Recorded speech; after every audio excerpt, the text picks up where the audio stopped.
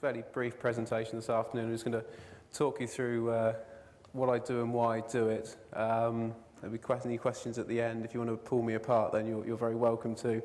Certainly, having listened to David's talk earlier on, there's one or two things I'm thinking I probably shouldn't be stood here. I should be at home actually doing them, but there we go.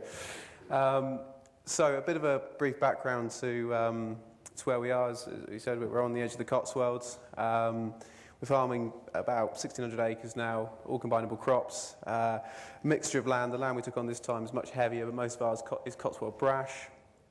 Limited annual rainfall, and we're sort of very susceptible to drought. So yield is a big thing for us, as it is for everyone, but moisture is our limiting factor. So we have been pushing average yields up to about 7 tonne a hectare as an average, but this year that sort of slightly fell apart. So hopefully this next year will be a little bit better. We're all quality wheat. We grow all milling wheat. It all goes to Warburtons, a mixture of cordial, and it has been Solstice in the past. We just swapped over to Crusoe. And then we've got one full-time member of staff and a couple of part-times to help out in the summer. So it's a relatively normal, if you like, cropping system. There's nothing fancy about it. Wheat, spring barley, oilseed rape, and winter and spring beans. Just to give you an idea where we are, we're quite fortunate. Apart from the newer block of land this year, we're all based around a central point. So the yellow and the red circles there is where the stores and the farm is, and the land sort of built up all around it. So we're pretty much ring fenced, which we're very lucky with. So I'm going to sort of break this down into a few different areas: the history of our grain storage, developments and techniques, why we actually store our grain at all, because that's always a bit of a question, something that's becoming more relevant as well, some alternatives and options, and then a couple of future plans as well. And it's a bit like a slideshow of my farm, this as well, so I apologise, there's a lot of pictures in it, but so to start off with, I mean, the farm originally at home was 60 acres. This picture was taken, we think, in the late 70s. It's a massive 400 for those vintage enthusiasts of you out there, in a field that's now grass. It's been grass for a number of years. There's a big line of elm trees behind, so you can sort of date it to a certain extent from that. The farm and the buildings that you can just about make out in the background, it was on the opening slide, the pictures there, that's where all our grain is stored now. Those buildings weren't bought until 1992. Originally the farm was only 60 acres. We had another farm about 15 miles away, and that's where all the rest of the grain was stored. But that was sold. Dad came back to retire in 1991, and then the neighbour sold up and we bought these buildings off him and some of his land. So we sort of jumped back up to 350 acres. Now, the only problem we had was that none of these buildings were actually grain stores. They're all old livestock buildings. So I've sort of, if you like, inherited a great set of buildings, but the ones that weren't really designed for the purpose. So there's a picture of the inside of what we call the old grain store now. It was actually extended by 50% in 2000. So it's a little bit bigger than it was, but even so, we're still limited on height and also on sort of the strength of the building. When we were farming 350 acres back then, Dad moved a dryer from the old farm back to these buildings here, and it was a Blanche 65 dryer. So we came back 350 acres. Blanche 65 means 6,500 weight an hour, which is just over 3 tonne an hour, which was, I say it was all right. It was hardly capable of what we were doing. We were combining. I suppose we'd be lucky to do 5 or 10 tonne an hour with the combine we had at the time, but it was okay. It served its purpose.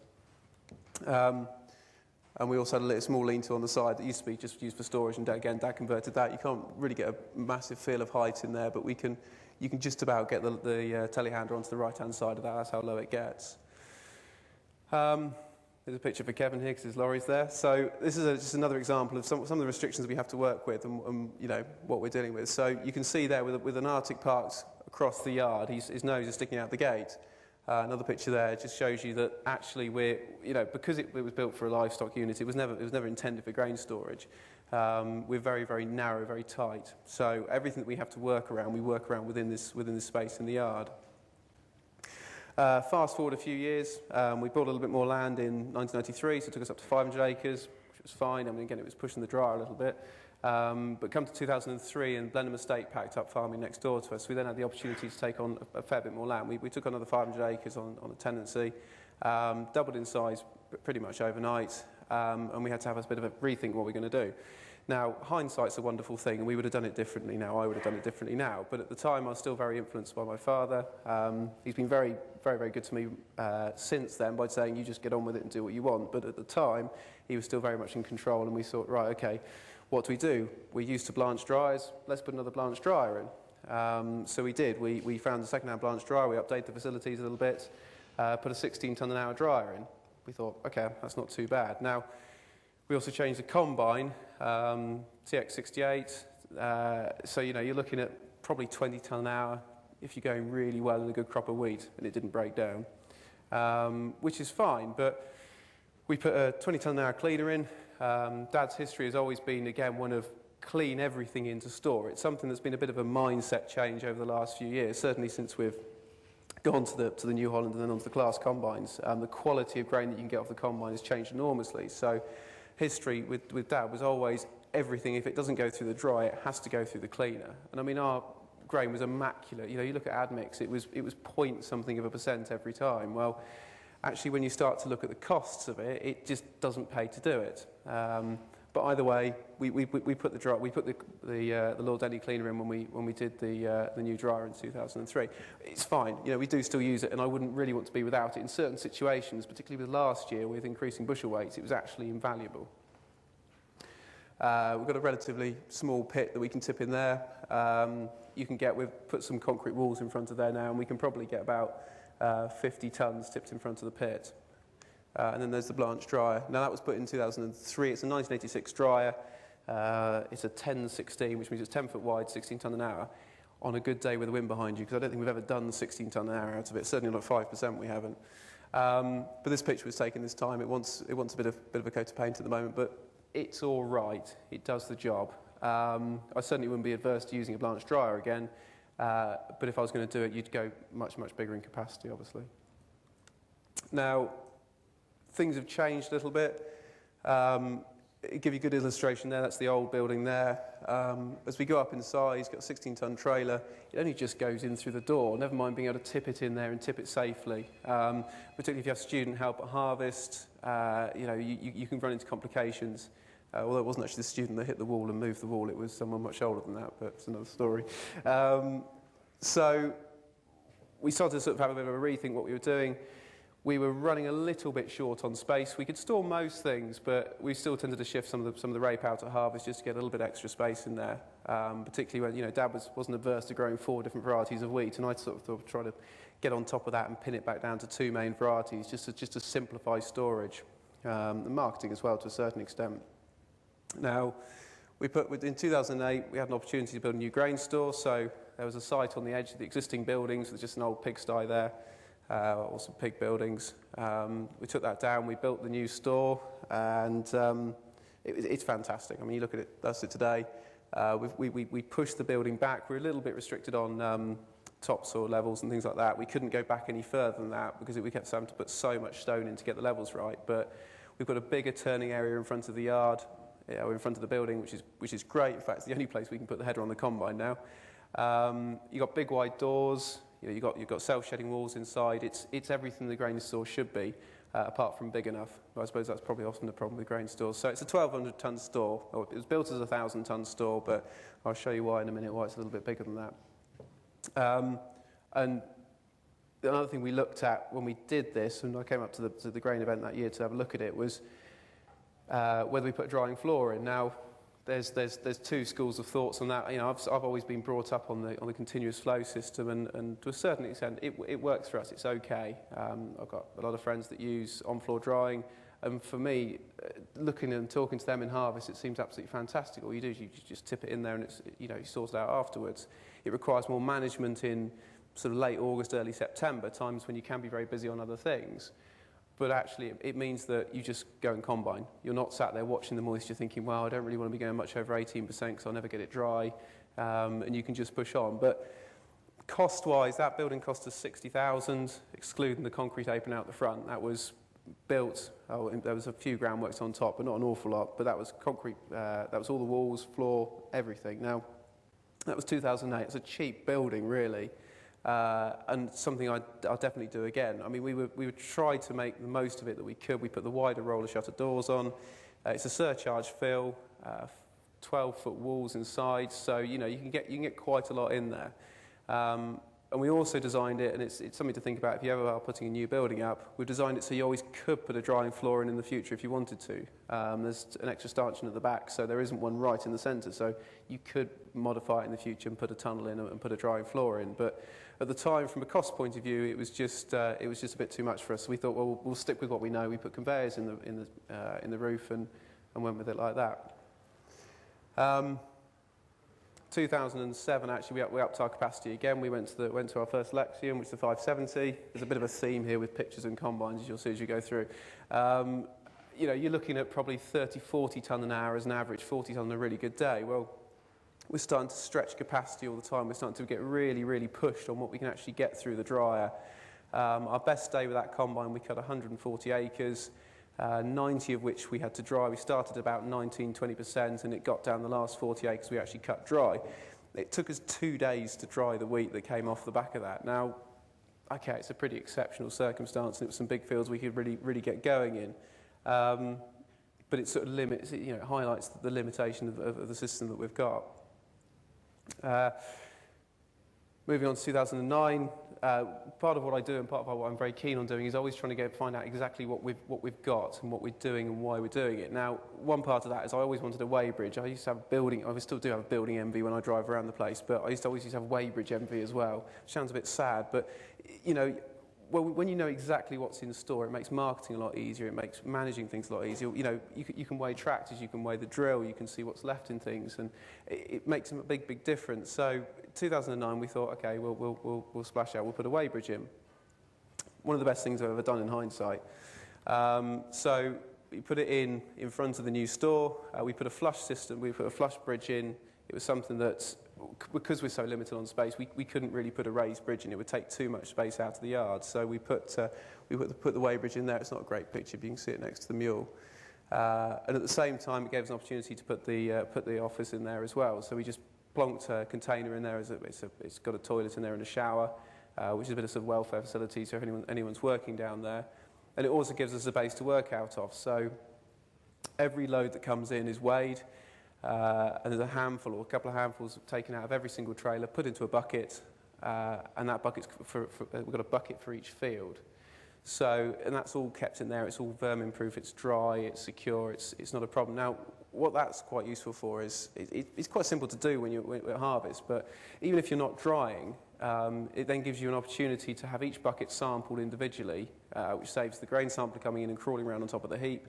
But it also means we can then see if there's any discrepancies or any anomalies or the results of any trials from every single different field. So we can see that as harvest has got later, the hagbugs dropped off or something like that.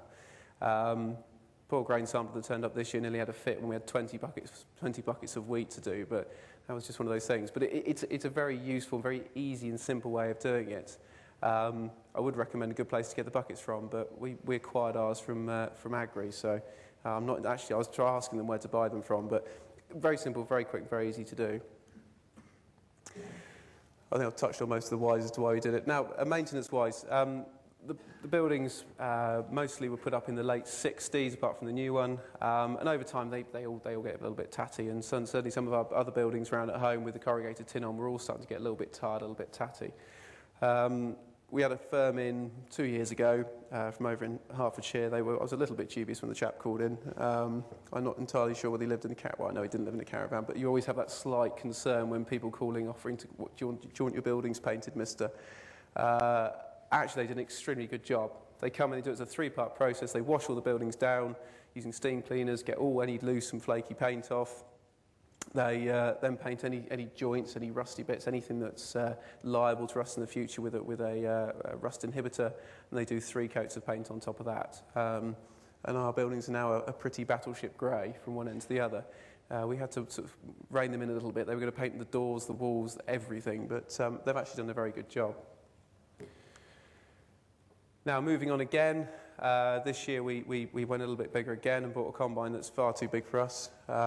This is a 3,000 acre machine. We cut 1,600 acres with it this year. We'll be up to 2,000 next year with a bit of contracting. So, but again, it's just highlighted the fact that we're all the time we're pushing harder and harder to get the crop in at the right time and the right condition, partly to offset the fact that we haven't got a very big dryer. We looked at upgrading our dryer 4 years ago. I think I said that I wanted a quote I had about £80,000 to play with if I was really lucky. And the chap came in and sat down and said, yep, I think I've pretty much got there. I said, how much? He said, 120. Right, well, that's not quite 80, is it? He said, no, but then you've got to fit it as well. So I think that blew that completely out of the water. I mean, in time we would like to do it. We'd like to upgrade and do something, but we just simply haven't got the capital at the moment to do it. So instead, the combine needed updating. The combine was 10 years old. So we bought a 4-year-old machine that will probably do 50, 60 tonne an hour if you really get it going. And we actually have the yields to make something with, but it works quite well. So I mentioned earlier on about the grain store's meant to be 1,000 tonnes. We can actually get about 1,200 in it. There's a picture, slightly dark, but you can see this year, if you fill to the doors, which we did with the first year we had the shed, there's an awful lot of space in there that's wasted. And I went back to the chap that designed the building for us and said, can't we do something with this? I've seen people put slats in, people put the wooden slats in. Well, because we hadn't thought about it at the time, it was a bit late, and obviously all the concrete was laid. So he came up with a principle instead of putting concrete walls in. So what we do, we can put 3 concrete walls in front of each door. You swing them in with a telehandler, bolt them in like you would on the outside of a building, and you fill over the top either through the conveyors or we bucket it in. Now we can get just over 90 tonnes out. So we can load 3 lorries before we can take the bottom wall out completely. So as a bit of extra free storage, it's well worth doing. For the cost, it's about £4,000 to do. It's 180 tonnes of storage for £4,000. I don't think you get much cheaper than that, but it makes full use of the building. Right. So after harvest, everything's in store. Everything's in theory dry. That's gone in. We've then got to, as Dave was talking about, we're trying to get it cool, get on top of the bugs. 5 degrees by Christmas is always the target. Whether it's achievable or not is another matter. Certainly this year's highlighted where it's been so warm through October. We're down to 10 degrees, 11 degrees on most of it, but some still up at 18, 19 where we haven't got the fans around to it yet. So Martin Lishman pedestals, they're I think the P2 pedestals. We've got extensions on in the new store because we can store up a little bit deeper. They work extremely well. Certainly when I came back on the farm, it was always a case of just plop the fan on and just turn it on and leave it. Well, electricity prices don't really dictate that we can do that anymore. So Lishman used to do these, which were inline temperature differential controllers. So all you do, you set a temperature that you want it to come on at, and if it's below that for more than 4 minutes, it comes on. Brilliant.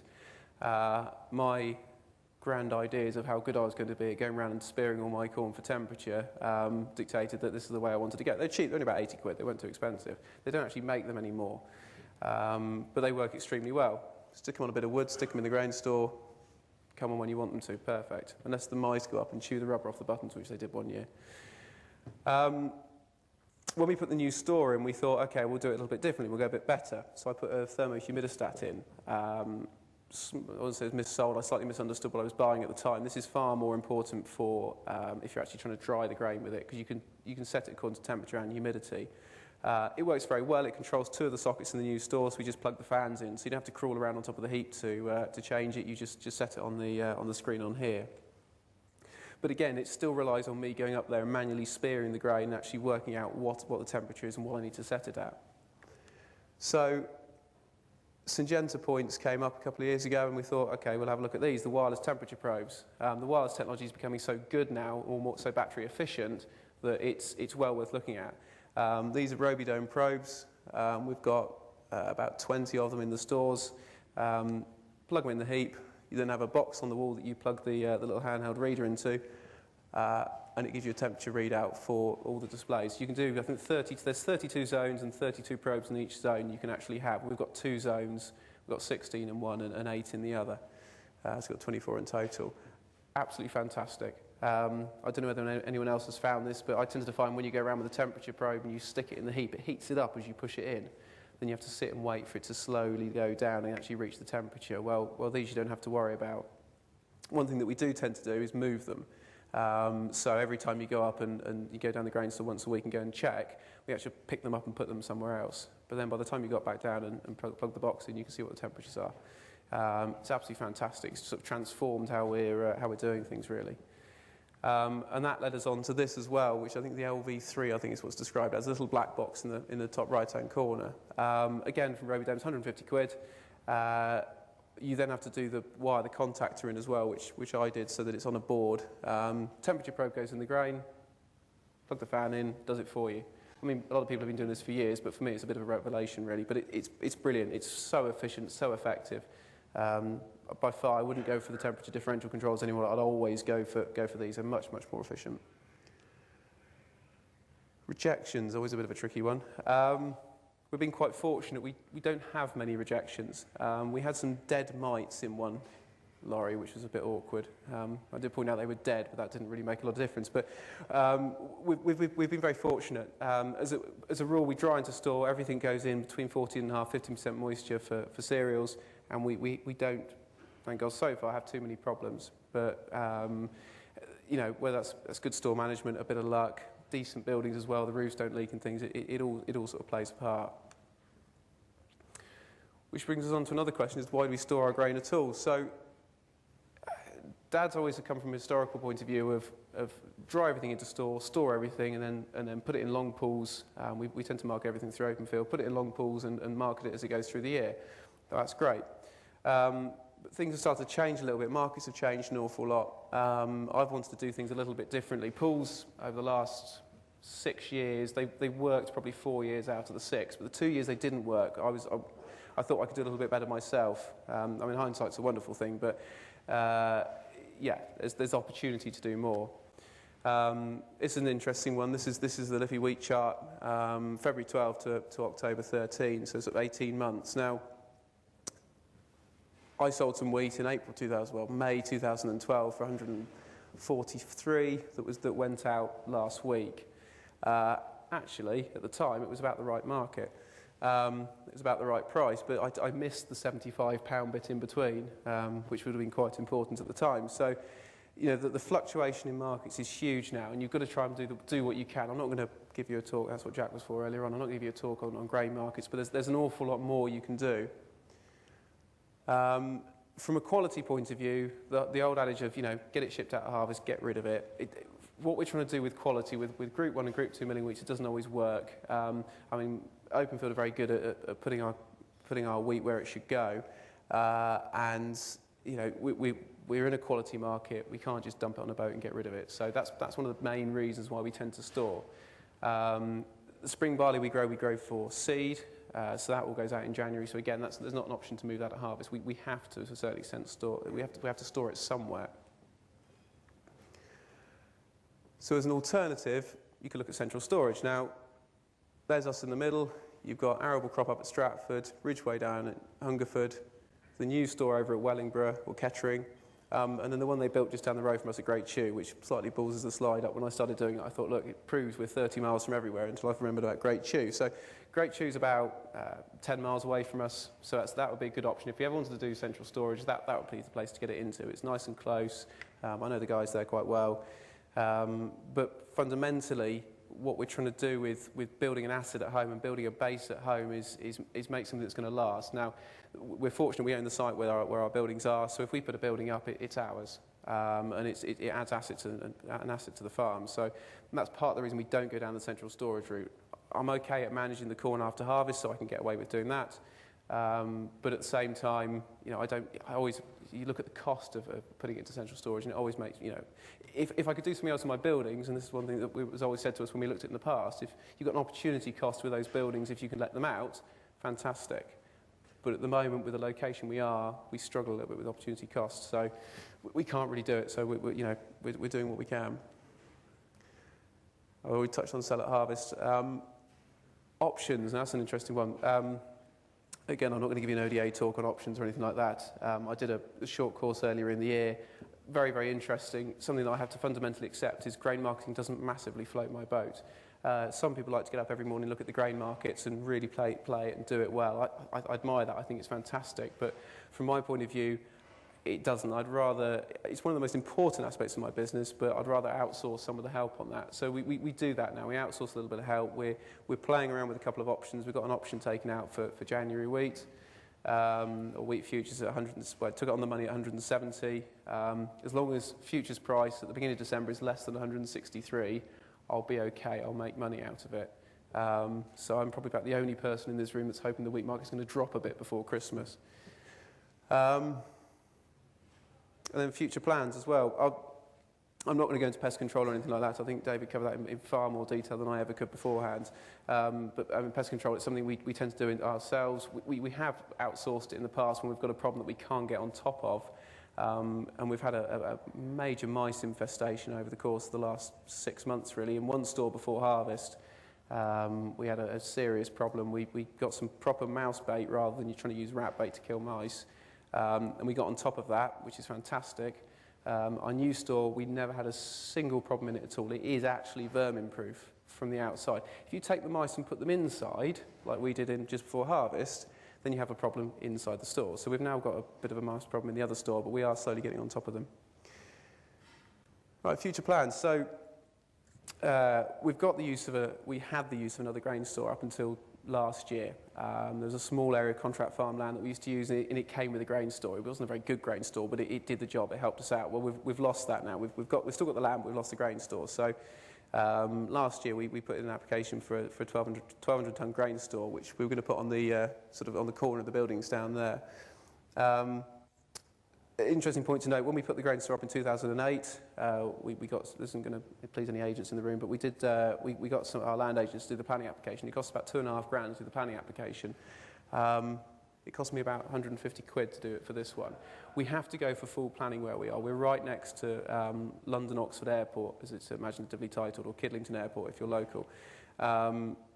Anywhere within, I think it's 4 kilometres of an airport, you have to have full planning. You can't go with prior notification, so we have to go for full planning. Well, it's not very hard. In actual fact, the planners are extremely helpful, and if there's anything where I was a little bit short on or I hadn't quite got everything up to speed, they were actually very good and they helped me out. So yeah, I think it cost me 150 quid to put the planning in for this. It was very, very simple. And we did get it as well. No one objected.